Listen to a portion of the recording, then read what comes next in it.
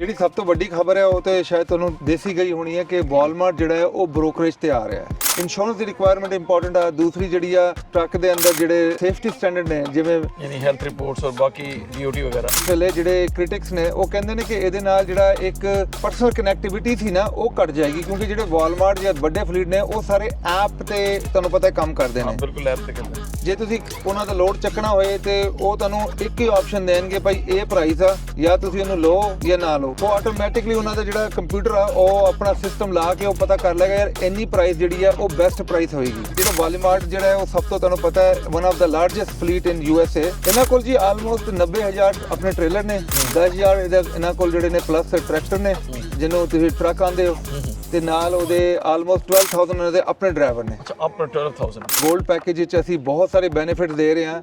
ਤੁਸੀਂ ਆਪਣੇ ਸਕਰੀਨ ਤੇ ਦੇਖ ਸਕਦੇ ਹੋ, ਨਹੀਂ ਤਾਂ ਸਾਡੀ ਵੈਬਸਾਈਟ ਤੇ ਆ ਕੇ ਦੇਖ ਸਕਦੇ ਹੋ। ਦੇਖੋ ਅਲੀ ਭਾਈ ਮੋਸਟਲੀ ਜਿਹੜੇ ਟਰੱਕ ਨੇ ਨਾ ਇਹ ਬੇਸਿਕਲੀ ਇਹ ਫਲੀਟ ਦੇ ਚੱਲੇ ਨੇ। ਫਲੀਟ ਦੀ ਜਿਹੜੀ ਵਾਰੰਟੀ ਹੁੰਦੀ ਹੈ ਨਾ ਉਹ ਫਲੀਟ ਸਪੈਸੀਫਿਕ ਵਾਰੰਟੀ ਹੁੰਦੀ ਹੈ।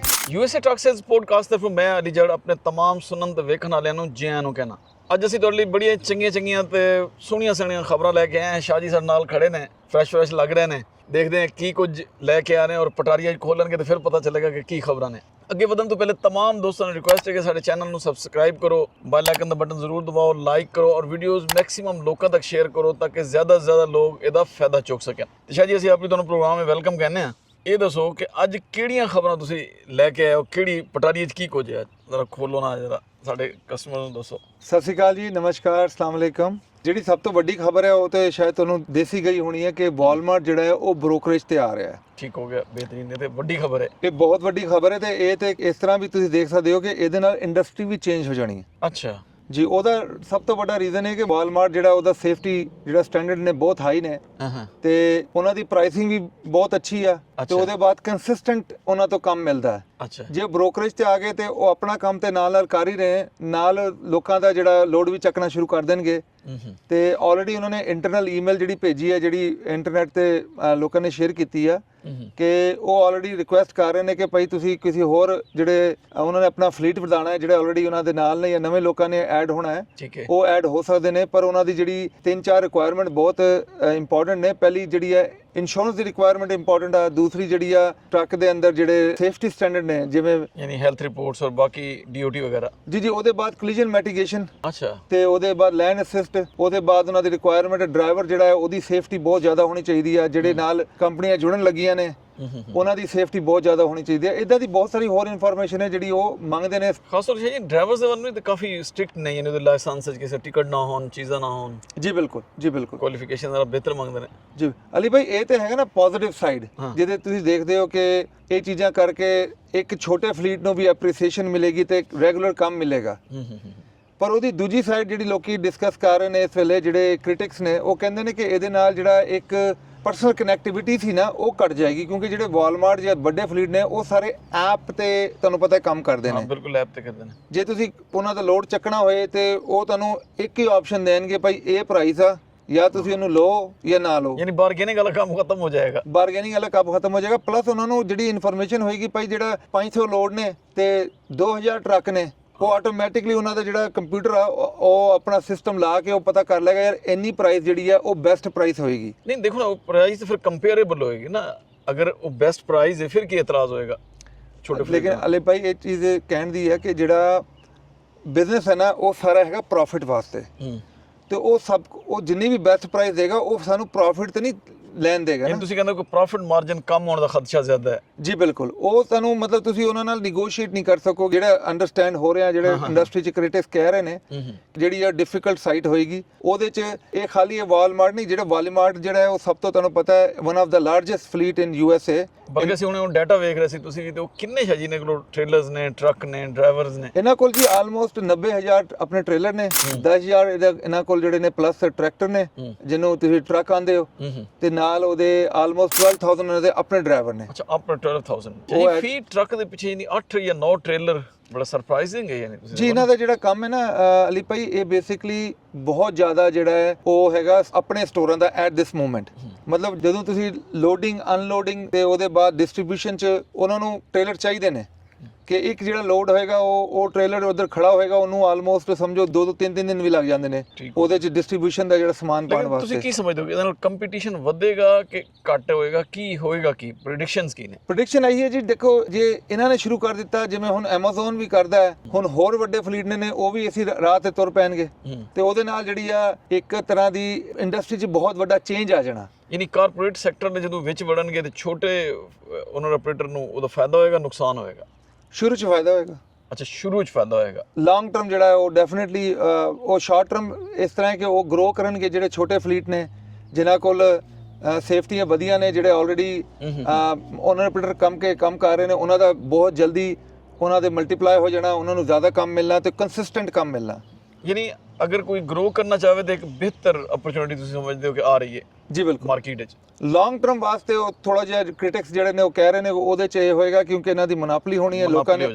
ਜਿਵੇਂ ਐਗਜ਼ਾਮਪਲ ਦੇ ਰਹੇ ਹਾਂ, ਹੁਣ ਉਬਰ ਤੇ ਦੂਜੀ ਕਿਹੜੀ ਉਹ ਆਈ ਸੀ, ਸ਼ੁਰੂ 'ਚ ਉਹ ਡਰਾਈਵਰ ਨੂੰ ਬਹੁਤ ਪੈਸੇ ਪੇ ਕਰ ਰਹੀ ਸੀ, ਹੁਣ ਉਹੀ ਕੰਮ ਵੀ ਘੱਟ ਹੋ ਗਿਆ, ਡਰਾਈਵਰਾਂ ਦਾ ਸ਼ੇਅਰ ਵੀ ਉਹਨਾਂ ਨੇ ਕੱਟ ਕਰ ਦਿੱਤਾ ਹੈ ਜੀ, ਤੇ ਹੁਣ ਉਹ ਮਤਲਬ ਉਹਨਾਂ ਦੀ ਗਰਪ ਜ਼ਿਆਦਾ ਹੋ ਗਈ ਹੈ। ਨਹੀਂ ਜੀ, ਇਹਦੇ ਨਾਲ ਹੁਣ ਜਿਹੜੇ ਮੇਜਰ ਫਲੀਟਸ ਹੈ ਸਾਫ਼ ਜ਼ਾਹਿਰ ਹੈ ਉਹਨਾਂ ਦੀ ਵੀ ਤਾਂ ਸਰਵਾਈਵਲ ਦੀ ਜੰਗ ਹੈ ਨਾ, ਉਹ ਵੀ ਤਾਂ ਕੋਈ ਨਾ ਕੋਈ ਹੱਲ ਕੱਢਣਗੇ ਇਹਦਾ। ਕੰਪੀਟੀਸ਼ਨ ਵੈਸੇ ਪੈਦਾ ਹੋਏਗਾ, ਇੰਨਾ ਥੱਲੇ ਨਹੀਂ ਜਾਏਗਾ ਮੇਰੇ ਖਿਆਲ। ਕੰਪੀਟੀਸ਼ਨ ਨਾਲ ਚੀਜ਼ਾਂ ਬਿਹਤਰ ਹੋਣੀਆਂ ਨੇ। ਬਿਲਕੁਲ ਸਹੀ ਕਹਿ ਰਹੇ ਹੋ, ਇਹ ਵੀ ਇੱਕ ਪੋਜ਼ਿਟਿਵ ਸਾਈਡ ਹੈ ਜਿਹੜਾ ਆਪਾਂ ਦੇਖ ਰਹੇ ਹਾਂ, ਆਪਾਂ ਉਹਨੂੰ ਦੇਖ ਕੇ ਹੀ ਫੋਲੋ ਕਰ ਰਹੇ ਹਾਂ, ਉਹਨੂੰ ਹੀ ਵਾਚ ਕਰ ਰਹੇ ਹਾਂ।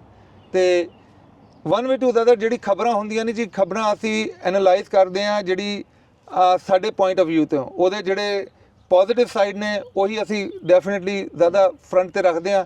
ਜਿਹੜੇ ਨੈਗੇਟਿਵ ਸਾਈਡ ਹੈ ਉਹ ਦੱਸਣੇ ਜ਼ਰੂਰ ਹੁੰਦੇ ਨੇ, ਪਰ ਉਹ ਤੁਹਾਡਾ ਜਿਹੜਾ ਸੁਣਨ ਵਾਲੇ ਨੇ ਉਹਨਾਂ ਦਾ ਡਿਸੀਜਨ ਆ ਕਿ ਉਹ ਕਿਹੜੀ ਸਾਈਡ ਤੇ ਜ਼ਿਆਦਾ ਦੇਖਦੇ ਨੇ। ਤੁਸੀਂ ਦੇਖੋ ਨਾ ਸ਼ਾਇਦ ਜਦੋਂ ਕੰਪੀਟੀਸ਼ਨ ਹੋ ਗਿਆ, ਇਹ ਮਾਰਕੀਟ 'ਚ ਆ ਗਏ ਨੇ ਤੇ ਨਾਲ ਦੇ ਵੱਡੇ ਵੀ ਫਲੀਟ ਜਦੋਂ ਆ ਜਾਣਗੇ ਤੇ ਕੰਪੀਟੀਸ਼ਨ ਦੀ ਇੱਕ ਫਿਜ਼ਾ ਤੇ ਚੀਜ਼ਾਂ ਬਿਹਤਰ ਹੋਣਗੀਆਂ। ਸਾਫ਼ ਜ਼ਰਾ ਹਰ ਬੰਦਾ ਅਟਰੈਕਟ ਕਰਨ ਦੀ ਕੋਸ਼ਿਸ਼ ਕਰੇਗਾ ਦੂਜੇ ਲੋਕਾਂ ਨੂੰ ਆਪਣੇ ਪਾਸੇ।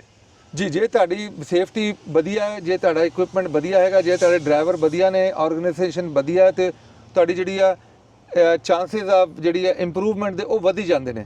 ਤੁਸੀਂ ਜਿੰਨਾ ਮਤਲਬ ਜ਼ੋਰ ਲਾ ਕੇ ਉਹਨਾਂ ਦਾ ਸਿਸਟਮ ਆਪਣਾ ਅਪਡੇਟ ਕਰ ਲੋਗੇ, ਆਪਣੇ ਆਪ ਨੂੰ ਵਧਾ ਸਕਦੇ ਹੋ। ਸਾਫ਼ ਜ਼ਾਹਿਰ ਦੇਖੋ ਇੱਕ ਵੱਡੇ ਗਰੁੱਪ ਜਦੋਂ ਆ ਗਿਆ ਉਹਨਾਂ ਨੂੰ ਫਿਰ ਦੌੜਨਾ ਤਾਂ ਪੈਣਾ, ਜਿਵੇਂ ਉਹ ਦੌੜ ਰਹੇ ਨੇ ਇਹਨਾਂ ਨੂੰ ਨਾਲ ਦੌੜਨਾ ਪੈਣਾ। ਜੀ ਬਿਲਕੁਲ, ਜੀ ਬਿਲਕੁਲ, ਵਰਨਾ ਤਾਂ ਪਿੱਛੇ ਰਹਿ ਜਾਣਗੇ ਅਗਰ ਇਹ ਨਹੀਂ ਦੌੜਨਗੇ। ਜੀ ਬਿਲਕੁਲ। ਅੱਛਾ ਜੀ, ਇਹ ਦੱਸੋ ਇਸ ਮਾਰਕੀਟ 'ਚ ਸਾਰਾ ਕੁਝ ਹੋ ਰਿਹਾ ਹੈ ਤੇ ਇਹਦੇ ਕੰਪੀਟੀਸ਼ਨ ਲਈ ਤੁਹਾਡੇ ਕੋਲ ਕਿਸ ਕਿਸਮ ਦੇ ਟਰੱਕਸ ਨੇ? ਕੀ ਅਗਰ ਕੋਈ ਕਸਟਮਰ ਲੈਣਾ ਚਾਹੁੰਦਾ ਹੋਵੇ ਤਾਂ?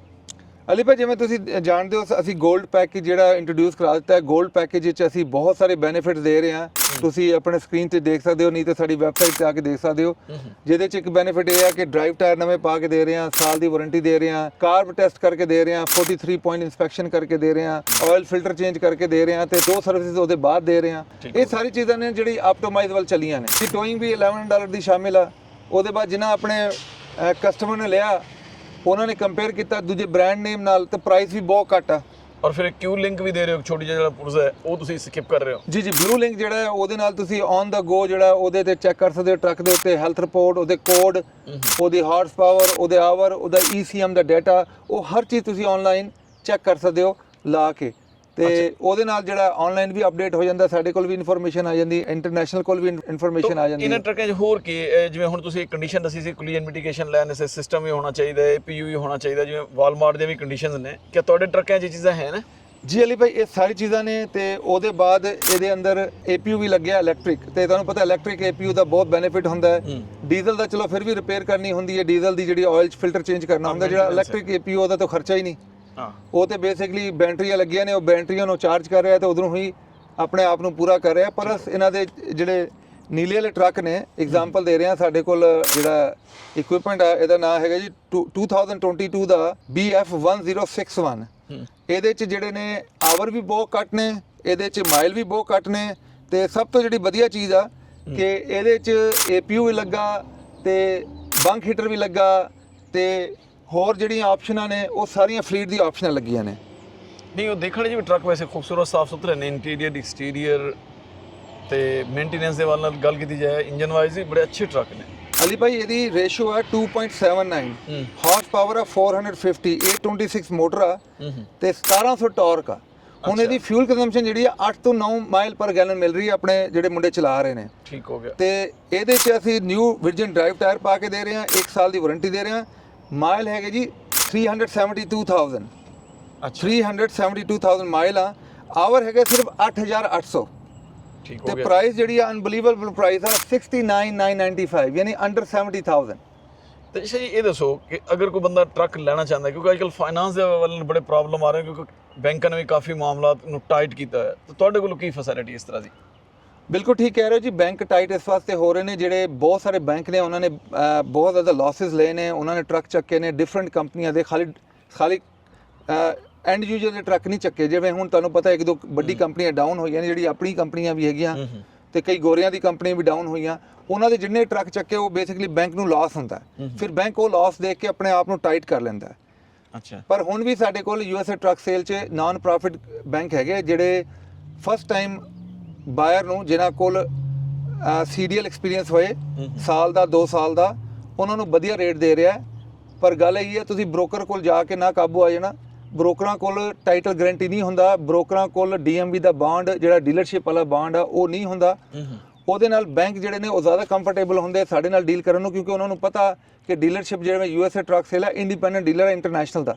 ਇਹ ਵਾਰੰਟੀਆਂ ਵੀ ਇੰਟਰਨੈਸ਼ਨਲ ਦੀ, ਇਹ ਟਰੱਕ ਵੀ ਇੰਟਰਨੈਸ਼ਨਲ ਸਪਲਾਈਡ ਨੇ, ਤੇ ਕੋਈ ਬ੍ਰੇਕਡਾਊਨ ਹੋ ਗਿਆ ਉਹ ਵੀ ਇੰਟਰਨੈਸ਼ਨਲ ਲੁੱਕ ਆਫਟਰ ਕਰੇਗੀ।